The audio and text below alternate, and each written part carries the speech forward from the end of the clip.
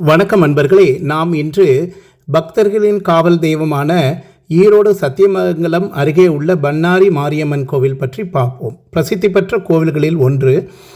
மைசூர் செல்லும் நெடுஞ்சாலையில் இந்த கோவில் அமைந்துள்ளது. தெற்கு நோக்கி அமர்ந்து பக்தர்களுக்கு அருள்பாலிக்கிறாள், தாயாக விளங்குகிறாள் பண்ணாரி மாரியம்மன். சுற்றிலும் அடர்ந்த காடாக இருக்கும் பண்ணாரியில் எப்போதும் யானைகள், சிறுத்தை, புலிகள் உள்பட வனவிலங்குகள் நடமாட்டம் இருக்கும். ஆனால் எந்த காட்டு விலங்காலும் பக்தர்களுக்கு தீங்கு நேராமல் காத்து வரும் அன்னையின் அருளே பண்ணாரியின் பெருமை.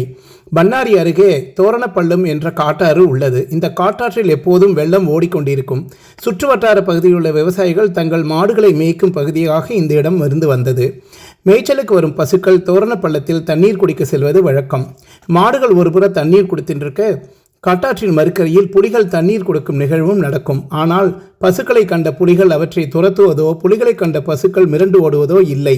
இதனால் கிராம விவசாயிகள் காட்டுப்பகுதியாக இருந்தாலும் பண்ணாரி பகுதியை மாட்டுத் தொழுவங்கள் போடும் பகுதியாக பயன்படுத்தினர். இப்படி சுமார் 300 ஆண்டுகளுக்கு முன்பு பண்ணாரி பகுதியை ஒட்டிய ஒரு இடத்தில் அமைக்கப்பட்டிருந்த தொழுவத்தில் காராம் பசு ஒன்று இருந்தது. அந்த கன்று மிகவும் ஆரோக்கியமாக இருந்தது. அதனால் அதிகம் பால் கலந்து விற்கலாம் என்று பசுவை கவனித்து வந்த வேலையால் நினைத்தார். மற்ற நேரங்களில் சாதுவாக இருக்கும் காராம் பசு பால் கறக்க சென்றால் மட்டும் அவர் கைக்கு பிடிபடாமல் இருந்தது. ஒரு நாள் கன்றுக்குட்டி பசுவிடம் குடிக்க ஓடி சென்றது. ஆனால் காராம் பசு கன்றுக்குட்டியிடம் பிடி கொடுக்காமல் வேறு திசையில் ஓடியது. அதை பார்த்த வேலையால் பசுவை பின்தொடர்ந்து சென்றாள்.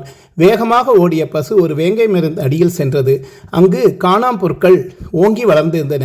பசு புல் சாப்பிடத்தான் வந்திருக்கும் என்று நினைத்த வேலையால் அமைதியாக நடந்து அருகில் சென்றாள். என்ன ஆச்சரியம்! பால் கறக்க பிடி கொடுக்காத காணாம் பசு அங்கு ஒரு இடத்தில் தன்னிச்சையாக பால் சொரிந்து கொண்டிருந்தது.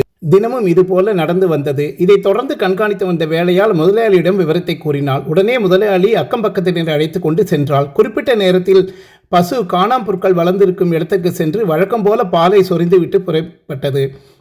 ஆச்சரியம் நீங்காத முதலாளியும் உடன் வந்தவர்களும் அங்குள்ள புற்களை அகற்றினர். அப்போது வேங்கை மரத்தின் அடிப்பகுதியில் ஒரு சுயம்பு லிங்கம் தென்பட்டது. லிங்கத்தில் பசு சுரந்து பால் வழிந்தோடியது.